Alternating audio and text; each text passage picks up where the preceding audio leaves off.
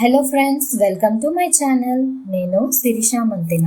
ఇవాళ ఒక కొత్త కథ చెప్పబోతున్నాను. ముందుగా నన్ను ప్రోత్సహిస్తున్న ప్రతి ఒక్కరికి పేరు పేరున ధన్యవాదాలు, కృతజ్ఞతలు. మన నిజ జీవితాలలో జరిగే సిచ్యువేషన్స్ని కథ రూపంలో మీకు అందిస్తున్నాను. మంచి పనులు ఎప్పుడూ వృధా కావు. ఫలితం ఆలస్యంగా వచ్చినా తప్పకుండా వస్తుంది. కోతి నాటిన 3 విత్తనాలు స్టోరీ ఇప్పుడు మనం తెలుసుకోబోతున్నాము. ఒక అందమైన అడవిలో చిన్న కోతి ఉండేది. ఆ కోతి మనసు చాలా మంచిది. ఒకరోజు అది అడవిలో తిరుగుతూ 3 ప్రత్యేకమైన విత్తనాలను కనుగొన్నది. మొదటి విత్తనం ప్రేమ, రెండవ విత్తనం ఆరోగ్యం, మూడవ విత్తనం ఐశ్వర్యం. ఈ విత్తనాలు పెద్ద వృక్షాలుగా మారితే అందరికీ నీడ, పండ్లు, ఆనందం ఇస్తాయి అని కోతి ఆనందపడింది. అది భూమిలో 3 విత్తనాలను జాగ్రత్తగా నాటింది. ప్రతిరోజు ఉదయం లేచి అక్కడికి వెళ్ళేది. మొక్క వచ్చిందా అని ఆశగా వాటిని తొలగించి చూసేది. కానీ ప్రతిసారి ఏమీ కనిపించేది కాదు.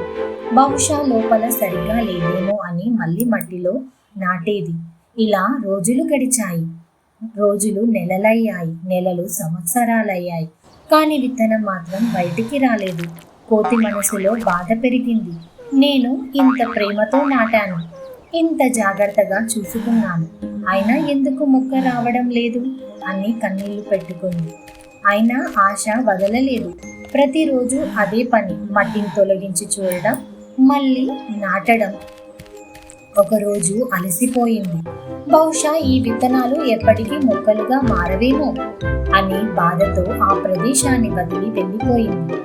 కొన్ని రోజుల తరువాత ఆ భూమిలో ఒక చిన్న చీలిక వచ్చింది.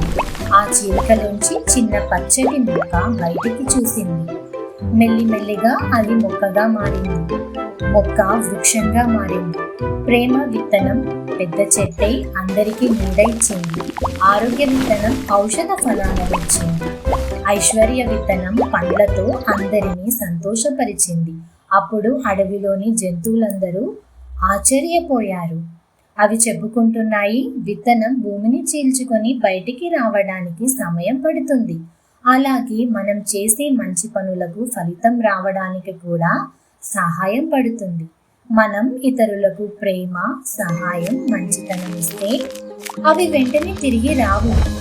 కానీ సరైన సమయంలో విత్తనం మొక్కగా మారినట్లే మన మంచితనం కూడా జీవితంలో ఫలితంగా తిరిగి వస్తుంది. Thank you for listening.